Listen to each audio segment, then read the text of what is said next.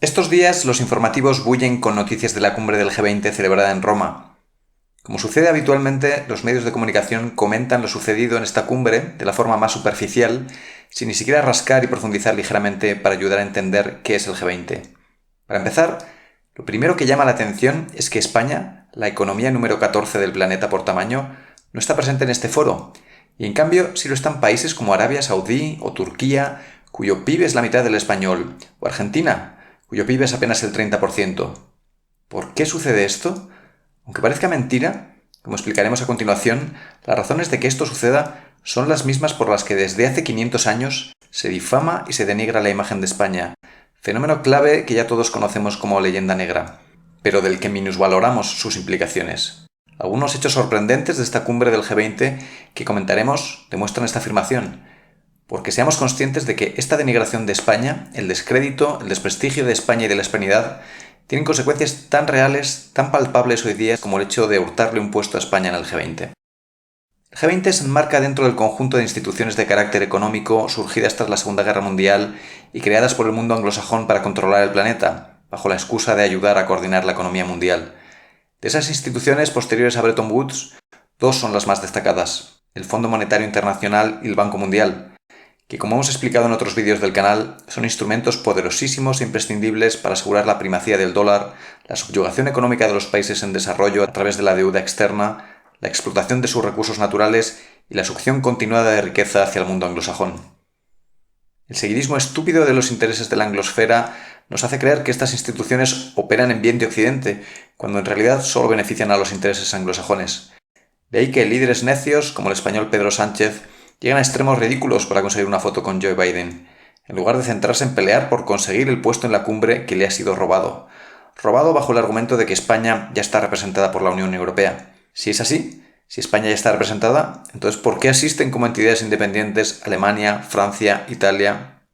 Avergüenza ver la estupidez, la dejadez, la cobardía de los líderes de España que ni siquiera libran la pelea por conseguir esa representación. Recordemos que esta aceptación sumisa del ninguneo a España no es exclusiva del presidente actual, sino también de todos los anteriores. En contraste, los líderes de los países que saben hacer una lectura realista de qué supone el G20, como China o Rusia, no han acudido a la cumbre y se han limitado a trasladar su perspectiva por videoconferencia. Cuando uno se acerca a analizar cómo está conformado este foro viscoso de criterios fluidos que es el G20, se percibe con plena claridad que su estructura solo responde a la pregunta de ¿cuáles son los países que interesa al orbe anglosajón que estén presentes? Como decíamos, criterios como el tamaño de la población o la economía se desechan. Pero, ¿quiénes participan en el G20? Obviamente no pueden faltar los grandes estados continente, aunque estén enfrentados a la anglosfera, como China y Rusia, junto con Brasil y la India. Inevitablemente, los países medianamente relevantes de la anglosfera también deben participar.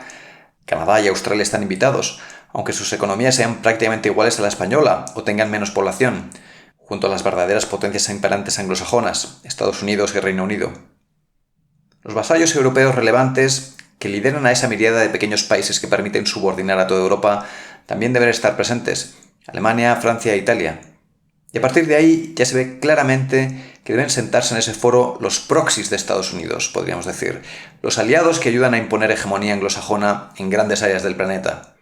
Por supuesto, Arabia Saudí debe estar presente, aunque su PIB sea la mitad del español, porque sobre la alianza de Estados Unidos con Arabia Saudí reposa la solvencia del dólar, del petrodólar, la principal arma de dominación estadounidense, y desde la propia Arabia se impone subordinación a todo el mundo árabe. Recordemos el caso de las guerras de Irak. Tienen que estar presentes Japón y Corea del Sur, principales aliados anglosajones en Asia, imprescindibles para tratar de contener a China, además de que sus cifras les avalan. También debe participar en el G20 Sudáfrica, la antigua colonia anglosajona, aunque su PIB sea la quinta parte del de España, muy inferior al de otros países de África subsahariana como Nigeria, porque Sudáfrica es parte de la anglosfera e irradia dominación hacia toda África. Y con respecto a la hispanidad, pues está clara la estrategia, está claro quién tiene que participar en el G20. España no, aunque sea aún la mayor economía del ámbito hispano. Debe participar México, como mayor país de Hispanoamérica, plenamente subordinado, tras 200 años de esa maldición que supone hacer frontera con Estados Unidos. Y debe participar Argentina, aunque su economía sea la cuarta parte de la española, porque sus 3 millones de kilómetros cuadrados, plenos de recursos naturales, son un botín anheladísimo por el orbe anglosajón. Y así es como se conforma el G20. Despiertan aquellos que piensen que es una institución orientada a buscar un orden adecuado en el mundo o siquiera la primacía de Occidente. Busca solo consolidar el dominio anglosajón. Y vemos claramente que es así en las principales resoluciones de la Cumbre de Roma. No podía faltar, por supuesto, la resolución sobre una de las líneas estratégicas cruciales del llamado Nuevo Orden Mundial, en realidad otra forma de llamar a la consolidación del dominio mundial por parte de la élite anglosajona, el cambio climático. De nuevo, con el argumento del cambio climático, se aumentan los impedimentos a la industrialización de los países en vías de desarrollo, se limitan las formas de generación de energía, se imponen nuevos impuestos y se asfixia la economía. Las consecuencias las estamos viendo ya en Europa, en la estúpida Europa que se deja llevar del ronzal por el orbe anglosajón. El coste de la electricidad se ha disparado, multiplica por 3 o por 4 el coste de la electricidad en Estados Unidos, Canadá o Rusia, donde se mueve en torno a los 5 o 7 céntimos de dólar el kilovatio hora, cuando en España, por ejemplo, ha sobrepasado los 20.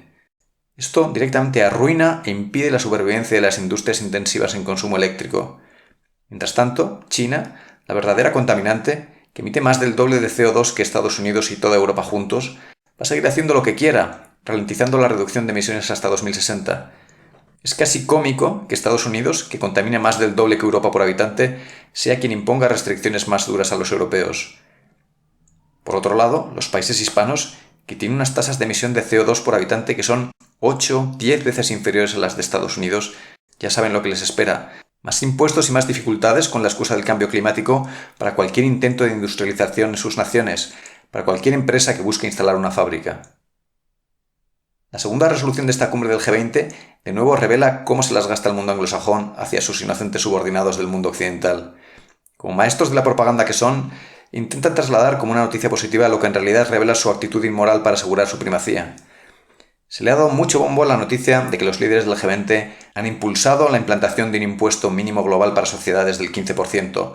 Se publicita que se busca garantizar que las multinacionales contribuyen de forma equitativa e impedir que desvíen sus beneficios a paraísos fiscales.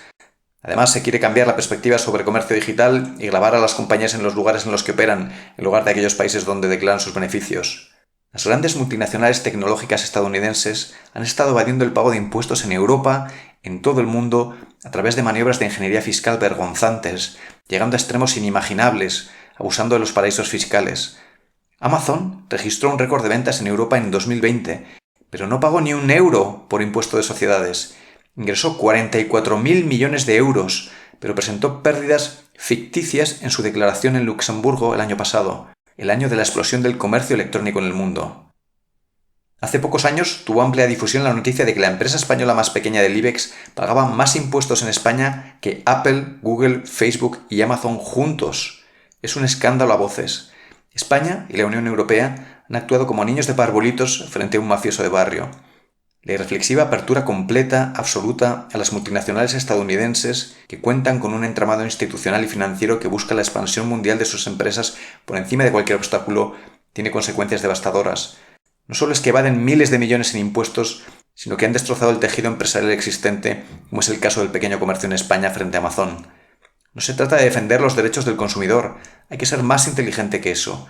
Si la apertura a la penetración de estas multinacionales en Europa no hubiera sido tan lerda, Europa habría desarrollado con cierta rapidez empresas propias de similares características, como ha hecho China, con un Alibaba similar a Amazon, con un Baidu similar a Google, con un WeChat similar a Facebook. Y de esta forma evitan la succión de cientos de miles de millones de euros al año hacia Estados Unidos y ayudan a mantener el liderazgo tecnológico. Los gobernantes europeos, viendo que en Europa no se ha desarrollado ni una sola empresa rival de las grandes tecnológicas estadounidenses, deberían pensar un poquito y mirarse en el espejo de China y plantear políticas inteligentes. No es tan difícil saber diferenciar entre favorecer la innovación y abrirse estúpidamente a la invasión de los tanques empresariales de un rival económico. Igual que sucedió hace 200 años con Inglaterra, la difusión de la ideología del liberalismo económico sigue aportando grandes beneficios al mundo anglosajón. Como la estrategia del latrocinio de las grandes tecnológicas es tan evidente, hasta la propia Unión Europea ha tenido que reaccionar, de forma torpe e ineficaz una vez más, como una vaca cansada, recurriendo a multas espectaculares, como las 3 que ha impuesto a Google por más de 2.000, 4.000 y 1.500 millones de euros. Estas multas aún no se han pagado. Están apenas iniciándose los litigios entre Google y la Unión Europea en el Tribunal Superior de Justicia de la Unión Europea. Mientras tanto, todas las tecnológicas estadounidenses arrasan en el mercado, tienen absoluta primacía en Europa. Ni una sola tecnológica relevante del mundo es europea. Y lo peor es que ni siquiera se habla de ello. Subyugación completa. Como decíamos al principio, el dominio anglosajón en Occidente es absoluto. Ni se le cuestiona y parte de su éxito estriba en fusionar de cara a la galería sus intereses con los del mundo occidental. Hemos mostrado con estos ejemplos que esta mentira burda no vuela, que el G20 es la cumbre de obediencia al mundo anglosajón, que es la cumbre de la irradiación de hegemonía. En consecuencia, en el G20, la hispanidad solo puede participar completamente subyugada, dividida, como meros comparsas sin voz, de los que se espera un comportamiento genuflexo y nada más. Como prueba de que el G20 es la fiesta de la élite anglosajona, han participado junto a esos 20 jefes de gobierno electos en esta cumbre solamente 2 jefes de Estado pertenecientes a familias reales. Son solo esas 2 familias reales las que de verdad pertenecen a la élite anglosajona que pretende dirigir el mundo. En primer lugar, obviamente, la familia real británica, en este caso representada por el príncipe Carlos. Daría para años hablar de la familia real británica como amalgamante de la élite británica durante 5 siglos, en la que se debe incluir al ejército, poder financiero, empresarial y masonería. La otra familia real presente en el G20 ha sido la holandesa, en este caso representada por la reina Máxima Zorreguieta, que tenía alguna excusa protocolaria ridícula para hacerse presente. La familia real holandesa siempre se ha comportado como un proxy de la británica. Son muchos los nexos que les unen, lazos de sangre, lazos económicos, como la Royal Dutch Shell. Recordemos que el famoso Club Bilderberg fue fundado en 1954 por el rey Bernardo, consorte de Holanda. No podemos dejar de tener en cuenta que la británica y la holandesa son las 2 casas reales que se han destacado por ser las principales difusoras de la leyenda negra contra la hispanidad, ya desde hace 500 años. Son las casas reales de las naciones en cuyos mitos históricos está profundamente arraigada la denigración de España, incluso como mito fundacional. La leyenda negra sigue rentando hoy día, sigue jugando un papel necesario, sigue dando beneficio. Para concluir, levantemos la mirada de estas noticias efímeras y pensemos: ¿qué pasaría si los 20 países de la hispanidad estuvieran unidos? ¿Cómo sería la presencia de una hispanidad unida en el G20? ¿Nos hurtarían la voz? ¿Nuestros representantes actuarían como meros comparsas que permiten la explotación de recursos a cambio de algunas migajas para que muchos de nuestros pueblos sigan en el subdesarrollo?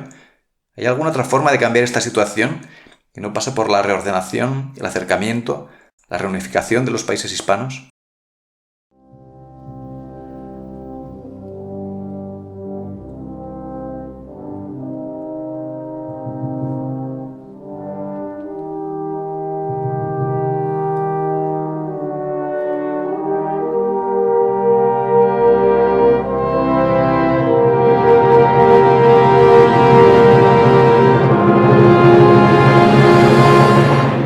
En la Asociación Hispanidad creemos que conocer nuestra verdadera historia es imprescindible para construir un futuro común de unidad, fortaleza y prosperidad. Si compartes estas ideas, suscríbete al canal y afíliate a la Asociación Hispanidad.